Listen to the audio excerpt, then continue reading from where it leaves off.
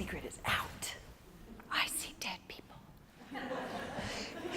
Not true. So I moved here from Colorado 24 years ago because of the weather here. I love the weather in Colorado. In Texas, you don't have seasons. You have hot, and then you have fire ants, roaches, tornadoes, ice storms, hot. And the seasons here in Colorado are so beautiful.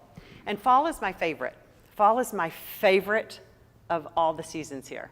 Could be because my birthday's in October, and I might be a little bit biased. However, I think it's the falling leaves, and the color here is so vibrant. The leaves dance across the streets, and there's pumpkin spice everything. What's there not to love about that?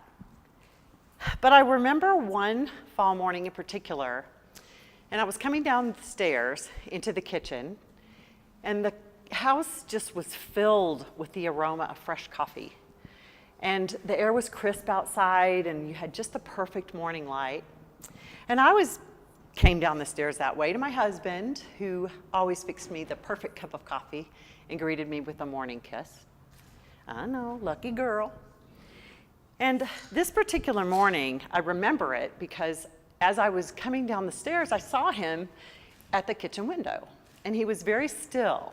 He was still dressed in his robe and slippers, which was pretty common those days. But he was so still at that window. And he didn't even acknowledge that I was coming down the stairs or that I was present at all. He was in his own world. And I thought that was a little bit strange.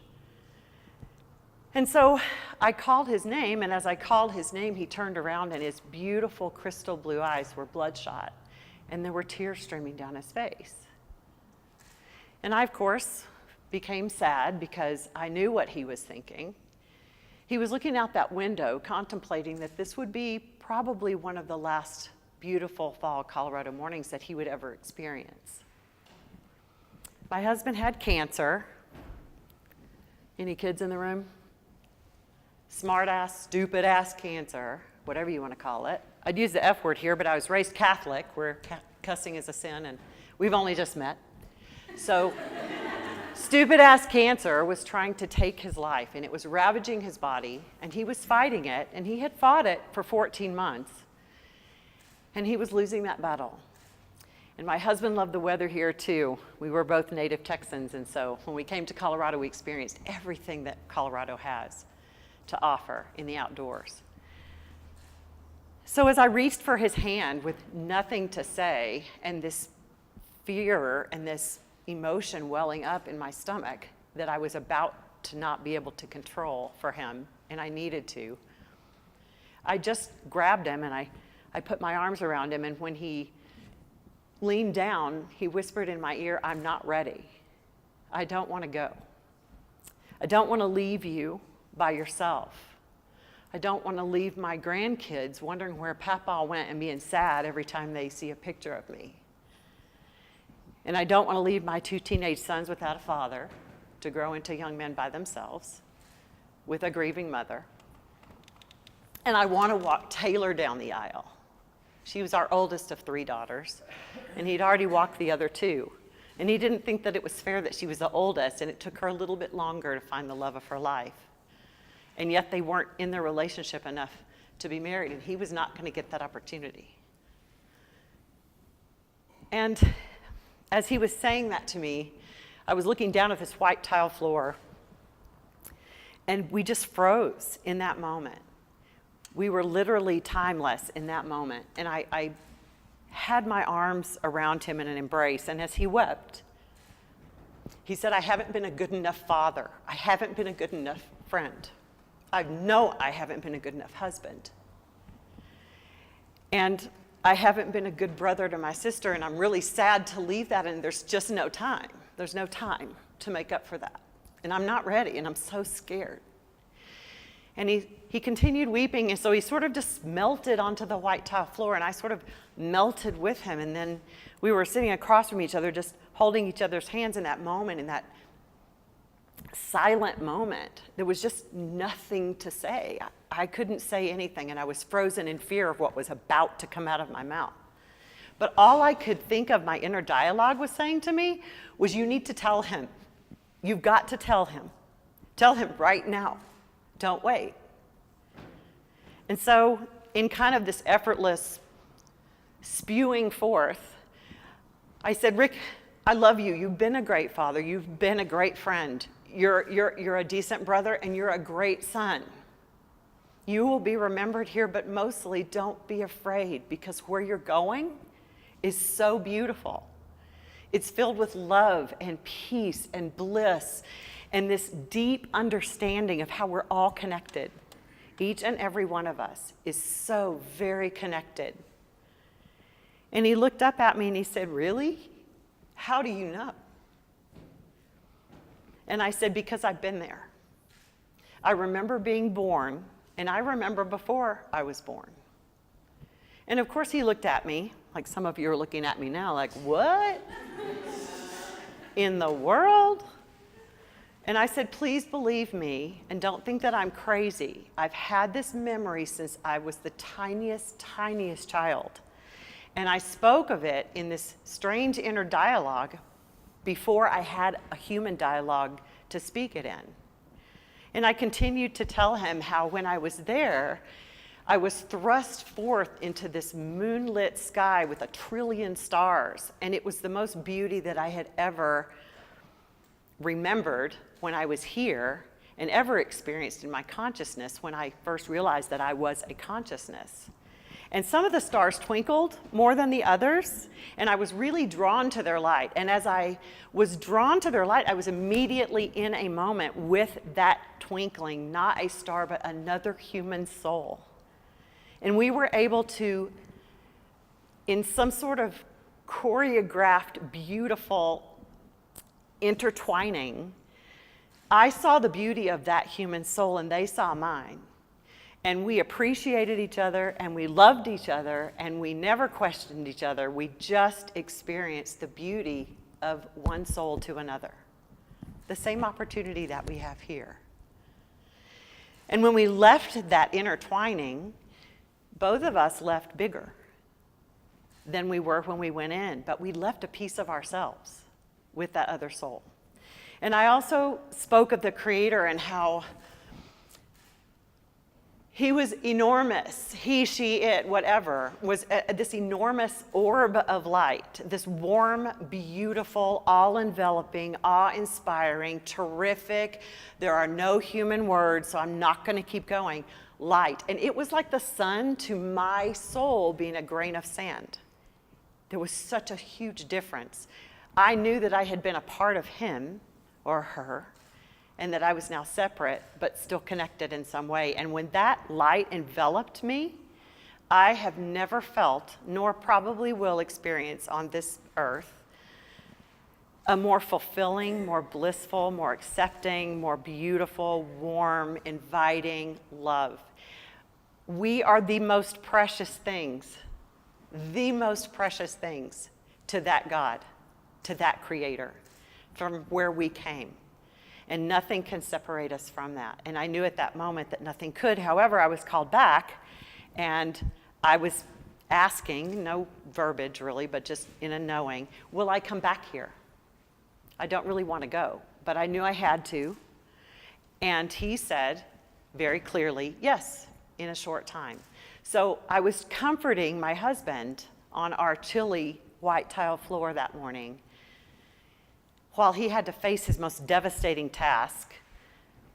I was trying to comfort him and say, in some way, I don't want you to go either. I'd be crazy to want you to go. I don't want you to go. I want you to stay here with me, but where you're going is not a scary place. And have courage.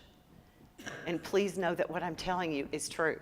It's weird, and I didn't ask for it, but it was given to me. And maybe for this moment, on this floor, where our unspoken love and regret expressed itself anyway in that moment of time. And so my husband hugged me and thanked me, and he was still crying, and he said, you know, you've always said you wanted to write. You'd always wanted to be a writer. Please, after I go, please write this down, because you've given me comfort in this moment, and there might be other people that can get comfort as well. And I'd written it down before. I was about 11, and I wrote a paper. We had just come back from summer vacation, and Sister Nancy had asked us to write about what we did during the summer. And I didn't write about going to Minnesota to see my grandparents or going to the coast to swim in the ocean like the other kids did, and I had done those things. I wrote about the others and how I laid in the grass and watched the clouds and tried to put myself back there with them because I love nature, and the beauty of nature always was where I expressed this and remembered this the most. So I'd written this paper, and Sister Nancy, bright, beautiful red hair, deep green eyes, and she rocked that nun habit like couture. She was a very progressive nun, and I will never forget her smile. It was very beautiful, and she was always smiling at her students, which was not common. Nuns are not happy people. I don't know if any of you guys went to Catholic school, but nuns are not happy people. They're just not happy people. So anyhow, she was awesome. Sister Nancy was my favorite by far. And she put my paper on my desk and put her hand on it. And she stopped. And I saw the red marker at the top, and it was a grade, but I didn't know what the grade was. And she looked sternly in my face, and she said, "Catherine, I need to see you after class." And I thought, oh, shit. I was a very precocious child, and I thought, oh, boy, what have I done and gotten caught at? And so she walked to her desk, and I saw when she left that my paper said an A+. Fantastic. And so I thought, well, she's not mad about the paper. It must have been the paper clips I may or may not have taken out of the supply room last week. But anyway, I went to her desk after class and stood there, and she asked me questions about my paper. She was very curious about it. She wanted to know more about the others, and she wanted to know if I spoke to God in prayer, or was it words, or, she wanted specifics. So I told her as best that I could, and she said, well, I'm going to call your mother. And I went, oh, shit. I thought you weren't mad at me, and now I'm going, what's going to happen to me next? I'm 11 years old.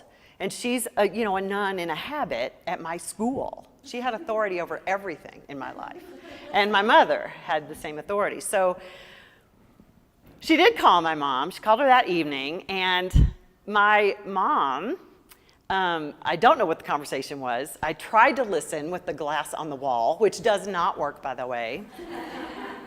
And my mom had obviously not been happy with the conversation because I heard her slam the phone down.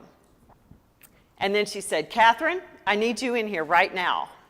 And I thought, okay, here I go. And my mom told me about the conversation that Sister Nancy had. She said that this was my gift. This was given by the Holy Spirit. This was not something that I made up because it could not possibly be made up, and that there are lots of theories and lots of papers written about this exact subject that she'd had experiences with. This was my gift, and she needed to help me develop it.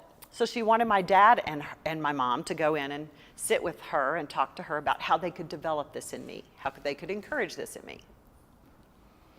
And so my mom, was Spam and Hamburger Helper in 1970s, and people weren't getting in touch with their feelings, and trying to be spiritual.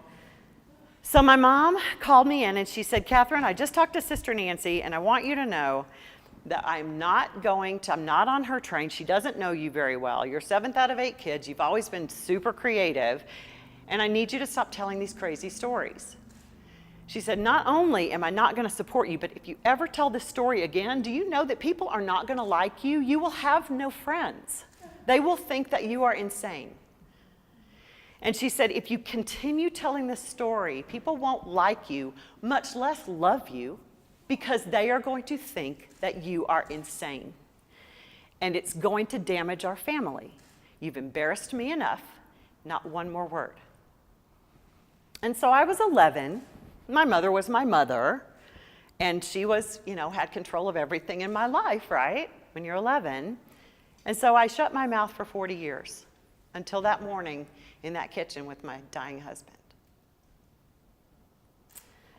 My husband did pass away on November 19th, 2013, at 7:45 in the evening.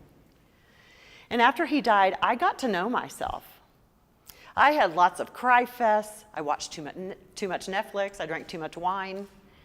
I cried in private a lot. I was strong for my family, and I just went through the motions because I had to. There was no other choice. However, I did play chicken with myself in the mirror a lot. And I'd realize, when you care for a person who's dying or someone who's ill, you want to care for them, and you don't look in the mirror a lot. The mirrors are there, but you don't look. You're just like, yeah, whatever, I think I brushed my teeth. Let's go. So I looked at myself in the mirror a lot, and I did not recognize that person. I saw myself, but I did not recognize who I was. I had not been able to, for all of that time, to stand in my own truth and tell who I really was. I was told I was embarrassing. I was made to feel insane. No one believed me except my husband the whole time and Sister Nancy. And so I thought, who am I really? Who am I? So I began meditating and praying every morning to say, who am I really? I want to speak to me. I want to meet myself. I've been a wife. I've been a mother to 5 children. I've got grandchildren now. But who am I?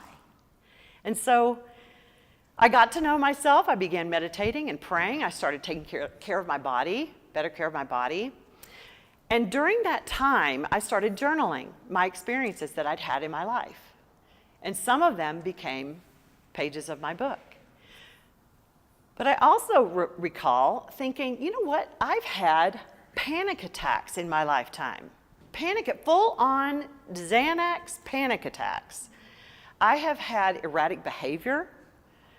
I've been debilitatingly ill at times in my life and really couldn't figure out why. On the outside, I was large and in charge, don't get me wrong. 5 kids later, I had it going on. I was a dance teacher for 30 years, and I ran people's worlds. But on the inside, I was just a mess. I was literally sick. And so during this time of grief and rehabilitation, I really got to know myself. And that conversation with my dying husband changed my life. I hope that it changed his journey as well. And I became a certified life coach. I started studying, and people started coming into my life who were offering me ideas and, directions to go, because I wasn't sure where I would go without my husband of 31 years. We've been together 34. I didn't know what else to do. And so someone offered me a scholarship at their college to become a certified life coach, which is what I am today. The journal pages became my book. It's called Before You Were You. It's published by Balboa Press last March. And I have a terribly handsome, sitting in the second row, fiance that's very supportive, very loving, and given to me at just the perfect time in my life. So the story does unfold. It does move forward. And my clients and me, we have a good relationship. Such a good relationship that they come and they see me once and I never see them again. They're just out there killing it in the world, I don't ever repeat clients. That's my only complaint about being a life coach and being good at it, is I see them one time, I never see them again. I'm like, well, I guess I'm good at it. So my favorite power statement is this: I refuse to limit myself by those who underestimate me and my potential. I was incorrectly underestimated when I was 11. And I bought into it. Instead of refusing to limit myself, I limited myself. And I had a 40-year secret that almost didn't come out.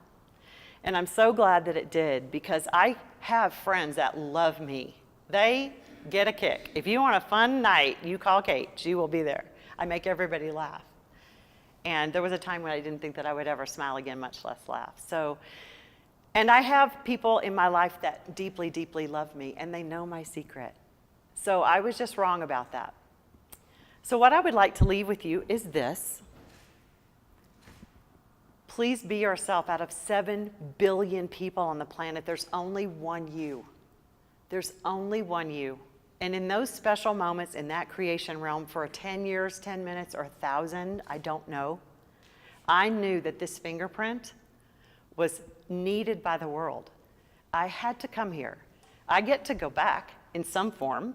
Heaven, the spiritual world, creation realm, whatever you want to call it. I get to go back, and I'm really happy about that. But this fingerprint is needed, and it's unique, and only you have it. So don't waste 1 minute. Speak your truth, be who you are, and don't listen to anybody else. Everybody can underestimate your potential, but why should you listen? Don't wait one more second. Not one. Thank you.